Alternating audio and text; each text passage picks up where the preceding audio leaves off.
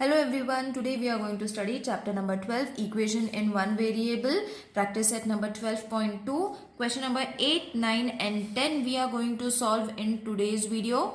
These sums, the other sums we have already completed in the previous video. The link of that video will be provided in the description box. You all can check it over there.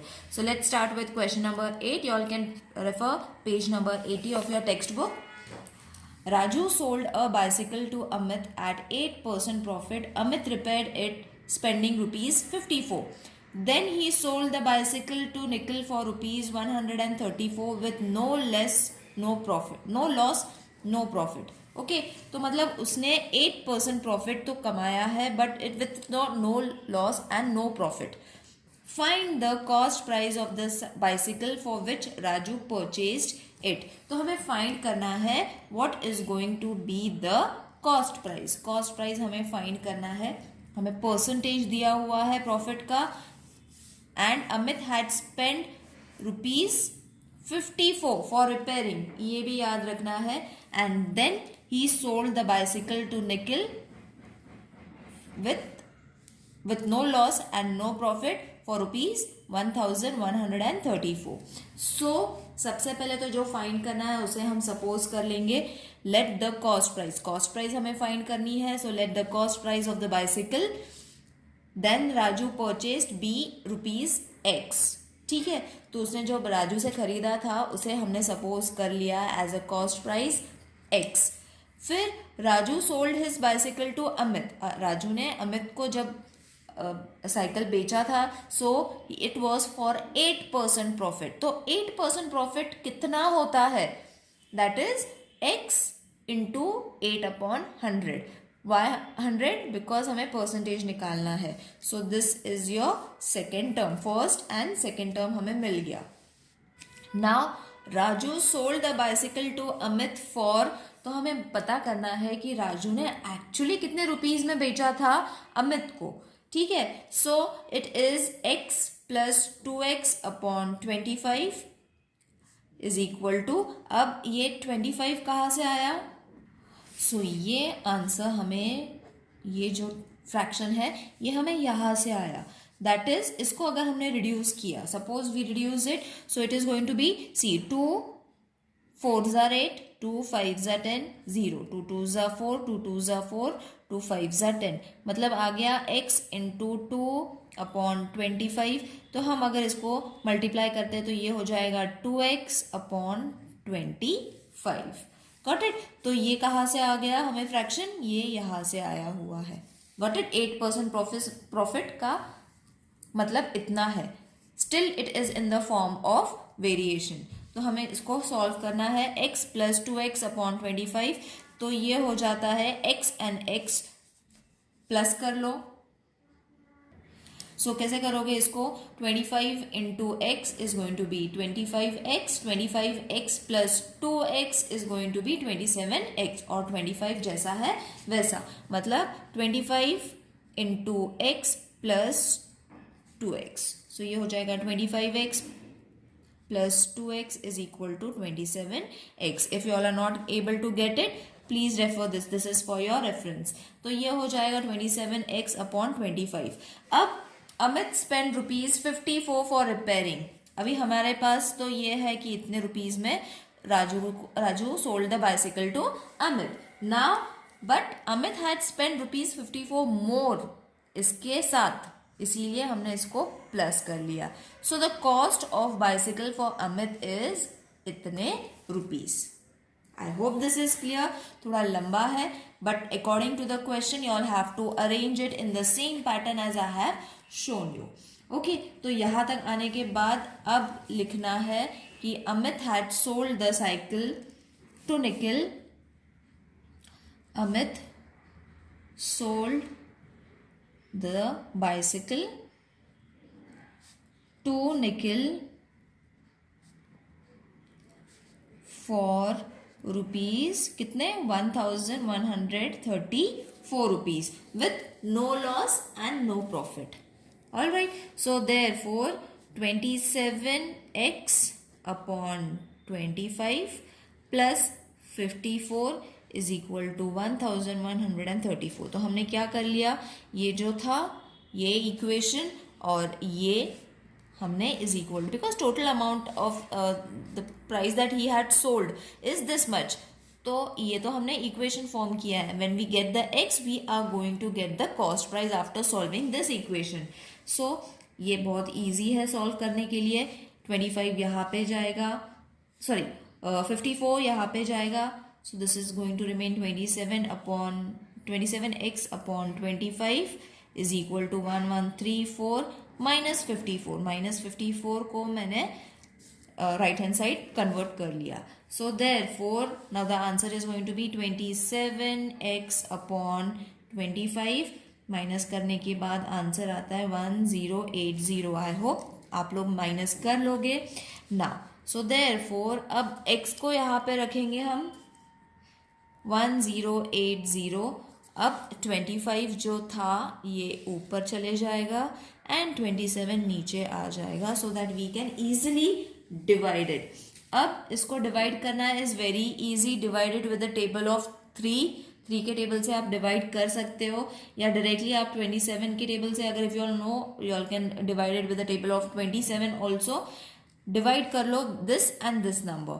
So therefore x is equal to 40 answer आएगा after this division multiplied with 25.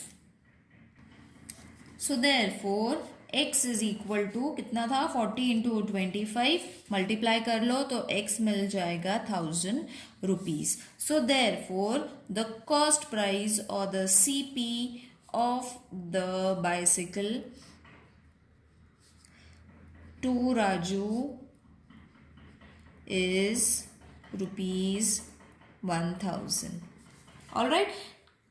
Now let's move on to the next sum. A cricketer scored 180 runs in the first match and 257 runs in the second match. So first and second match ये दोनों अलग अलग है.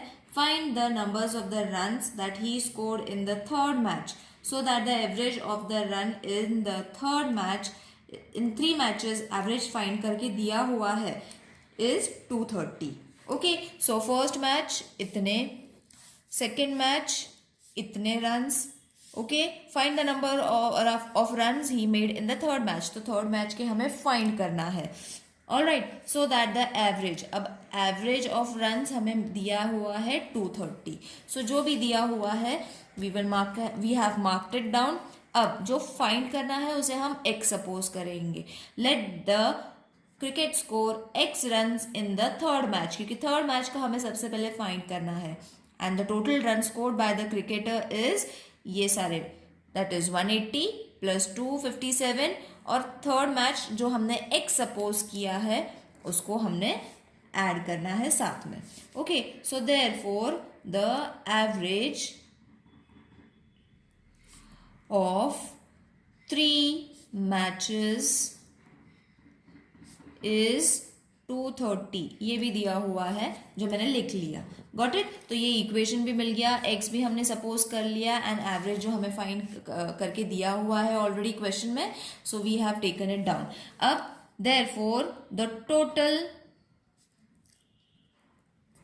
Of 3 matches, हमें 3 matches का total find करना है using the given information. ये दोनों को हमें यूज करना है. Okay, so 230 into 3 is going to be 690. Alright, so therefore 180 plus 257 plus x is equal to 690. Therefore x को हम यहीं पे रखेंगे, बाकी हम सब उस साइड ले लेंगे so that we can subtract it. Plus है सारे के सारे, सो माइनस में चेंज हो जाएंगे. That is 180 minus 257. सब्ट्रैक्ट कर लो. I guess everyone knows how to subtract it. पहले इन दोनों को सब्ट्रैक्ट कर लो, इनका जो आंसर आएगा वो इससे सब्ट्रैक्ट कर लो. So x is equal to 253. So x तो हमें मिल गया, that is the score of the third match.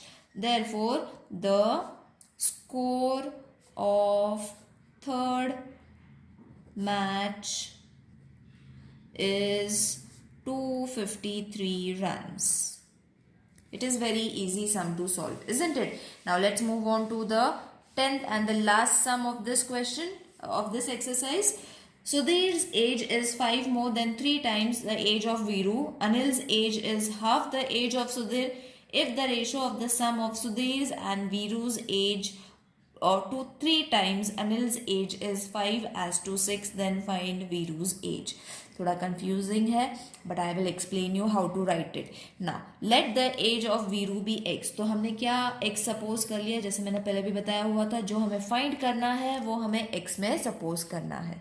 All right, the age of Sudhir is 3x plus 5. Okay, so 3x plus 5 क्यों लिया? Because Sudhir's age is 3 times the age of Viru, और सुधीर का age कितना था? 5, इसीलिए 3x प्लस 5.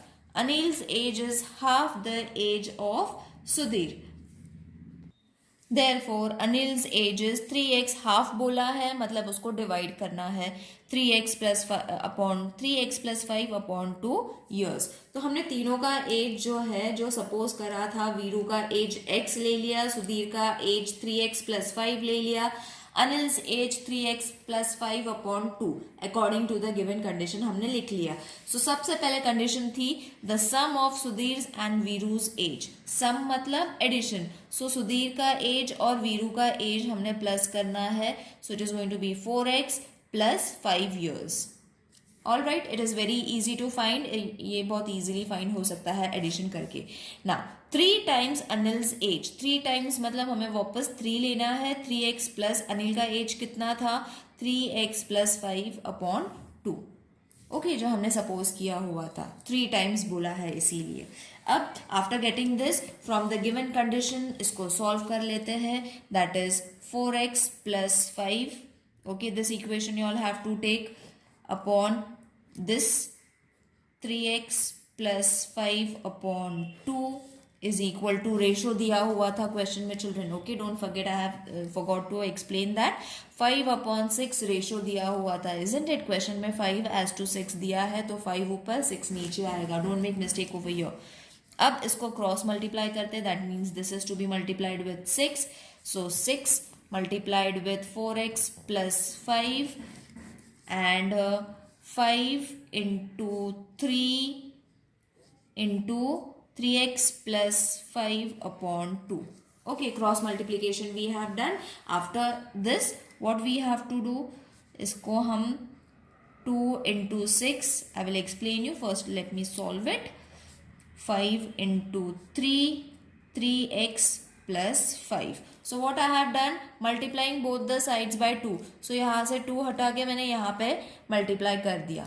Simple words में multiplying both the sides by 2. That means मैंने 2 को यहाँ से हटा के यहाँ पे multiply कर लिया, इसीलिए ये 2x हो गया. 2 into x हो गया. Now therefore 4x plus 5 and 5 3x plus 5. अब मैंने यहाँ पे कौन सा स्टेप किया? Dividing both the sides by 3. 3 से अगर मैंने कर लिया तो ये हो जाएगा 3 2s आर, ये 3 तो कट ही हो जाएगा. सो 2 into 2 4 एंड 5 जैसा है वैसे. So I will write it over here. Divide both side by 3. Got it children? Don't get confused. Now बहुत इजी है ये सॉल्व करना. Once you watch it, solve it, and then again one more time you can solve it, then only you will be able to easily understand it. It's very easy. अब इसको ऐसे multiply कर लेते हैं. That is 4 into 4 16x, 4 into 5 20, 5 into 3 15x plus 5 5s are 25. Therefore 16x minus 15x. Like terms को हमने साथ में अरेंज कर लिया. I hope everyone knows how to arrange the like terms. जो सेम है उसको साथ में रख लिया. सब्ट्रैक्ट कर लिया तो this will be x, and इसको सब्ट्रैक्ट कर लिया तो आंसर आ जाएगा 5. तो x को हमने क्या सपोज किया था? Viru's age. So therefore Viru's age is 5 years. I hope this exercise is clear to everyone. See you in the next video. Till then, take care. Bye.